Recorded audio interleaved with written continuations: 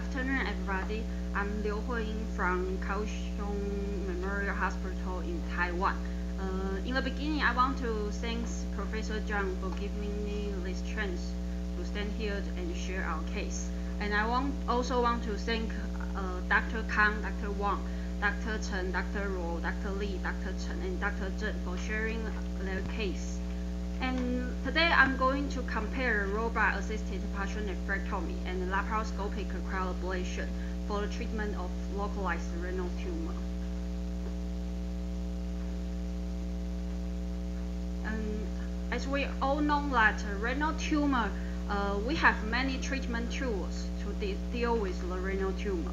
And for localized renal tumor disease, the ablation technique is probably the treatment tool, but for now, the surgery is the benchmark treatment.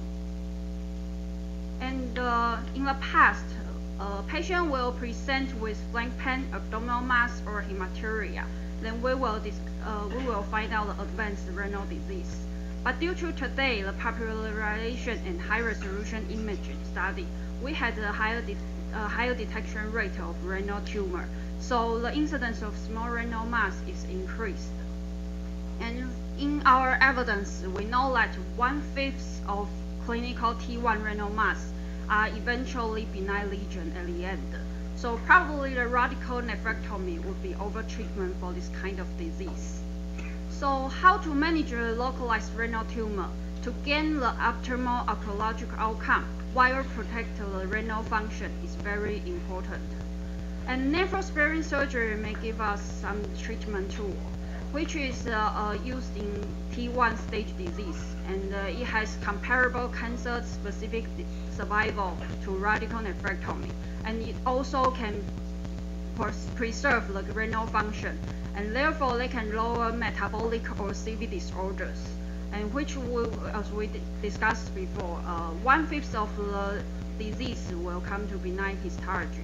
And this kind of treatment can avoid over-treatment of this kind of disease. And there are many ways for the partial nephrectomy, including open surgery, laparoscopic surgery, or robotic surgery. And in our evidence, we show that robot-assisted partial nephrectomy is superior in shorter hospital stay. And to compare with the open partial nephrectomy, it can lower the blood loss. And to compare with the laparoscopic partial nephrectomy, it can lower open conversion rate and shorter warm ischemia time. So in NCCN guideline, we know that in stage 1 cancer, the partial nephrectomy is a preferred treatment. But if some patient or some tumor cannot perform the partial nephrectomy, what can we do about that? The ablative technique can be some alternative choice in some selected patients, including older or some patient with multiple comorbidities. The cryoablation therapy is one of this kind of treatment disease. It has minimally invasive modality and a low complication rate. But due to its lack of long-term and large prospective studies, many data are limited. And as we all know that this kind of therapy is now limited to treatment for small renal mass in selected patients. And from current studies, we know that the oncological outcome between partial nephrectomy and cryoablation therapy is mixed. Some papers point out there is no difference in overall survival, cancer-specific survival, recurrence-free survival, disease-free survival, or even local recurrence or progression to metastatic disease. But some studies show that there are some benefits for partial nephrectomy techniques. But for perioperative outcomes or complication rate, or quality of life, we know that the study showed mixed outcome. But some papers point out the cryoablation therapy will have shorter length of hospital stay and less surgical blood loss, and which will gain the favorable renal function. And in our hospital, we performed cryoablation therapy since 2008. This is one of our case with a renal tumor about 6 centimeters in length. And we performed the laparoscopic cryoablation therapy. After follow-up for 6 years, there is no local recurrence or de novo renal tumor. And this is another case in our hospital. This is huge renal mass and high nephrometry score. Which we cannot perform the partial nephrectomy, but we also perform the cryoablation therapy under safety technique. Due to we can direct visualize the renal tumor, and we can use the intraoperative echo sound to detect the renal tumor and detect the iceberg coverage. And we also perform percutaneous cryoablation therapy in our hospital. And this is our published article to compare the percutaneous and retroperitoneoscopic cryoablation for renal mass. And at the end, the result showed that both groups is safe and effective. Their perioperative and oncological outcomes are similar. Only the percutaneous group has an advantage of hospital stay. But since we had performed a robot-assisted partial nephrectomy since 2015, and we collected 61 cases in our retrospective study, and we also collect laparoscopic cryoablation in our study. And total, we will exclude the initial clinical T3 stage or metastatic RCC, and we also exclude the percutaneous cryoablation or open, or some cases we perform the simultaneous cryoablation and partial nephrectomy. After this exclusion, we total enrolled 60 patients received robot-assisted partial nephrectomy, compared with 68 patients received laparoscopic cryoablation. And the baseline characteristics showed similar in both groups. Only the laparoscopic cryoablation group has a trend of multiple systemic disease, and the ASA score seems higher in the laparoscopic cryoablation group. Other like age or body mass index or some tumor size are similar in both groups. And the renal nephrometry score are similar in both groups too. The intraoperative and postoperative outcome. We know that since we perform a robot-associated partial nephrectomy since 2015, but we start laparoscopic cryoablation since 2008. So follow-up months is longer in the laparoscopic cryoablation group, and the longest duration will be follow-up for 8 years. And half of the patients received the robot partial nephrectomy performed by the retroperitoneal approach, and most of the patients received the cryoablation through the retroperitoneal approach. And the operation time is lower in the cryoablation group. The blood loss is lower in the cryoablation group too. So the postoperative change of hemoglobin or hematocrit is lower in the cryoablation group. And for other intraoperative and postoperative outcome, we know that we can see that they are similar in both groups. Only the fever after the operation is higher incidence in the partial nephrectomy group.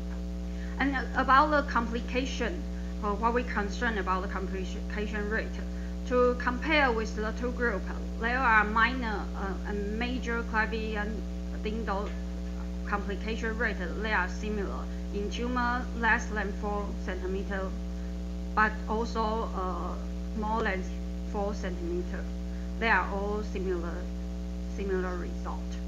And the renal function outcome, we can see that there to follow up after 3 years after operation, the robot-associated partial nephrectomy showed no significant renal function deterioration. And for the cryoablation group, there is no significant renal function deterioration for follow-up these 5 years. And no patient received the two kind of operation, received temporary or permanent hemodialysis. But as you can see, if we compare the two groups, the partial nephrectomy group will show us the slightly decreased renal function after 3 months of operation, but it became stable after 1 year. And for the pathological diagnosis, there are no significant difference between the two groups.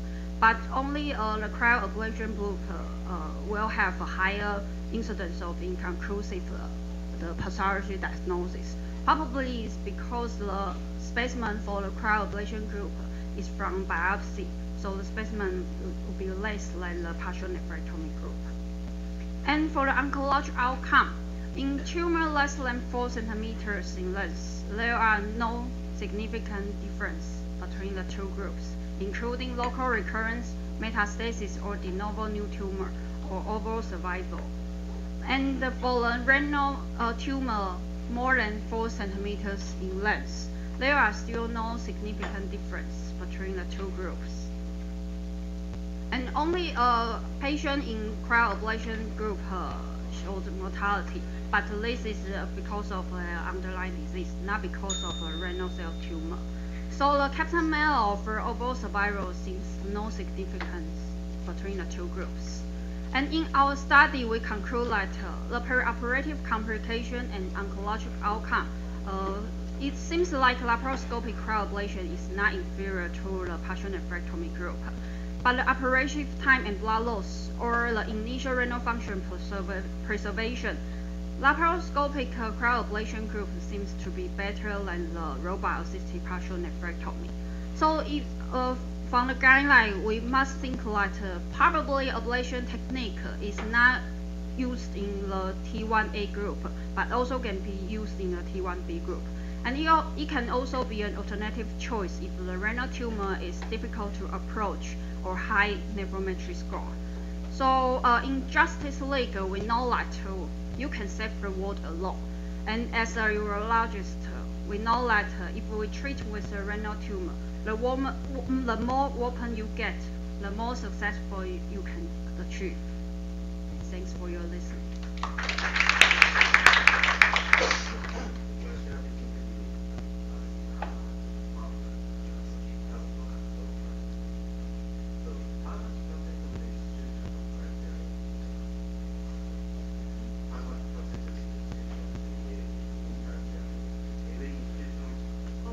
Not every institution. Right. I don't know if this is real, but we perform the cryoablation since 2008, so it's in our institution.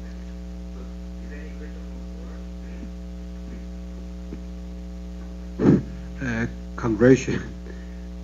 Chang and Kaohsiung have quite experience for the cryosurgery, and also Dr. Chang is very brave. He did a lot of the case, also some the T2 and large tumor, sometimes multiple. So I am appreciate Dr. Chang's data because he give out a different perspective, different thinking. So my question is, during the cryosurgery, have some about 16% have the blood transfusion. What is the reason? Is the large tumor or something cause the blood transfusion rate is high?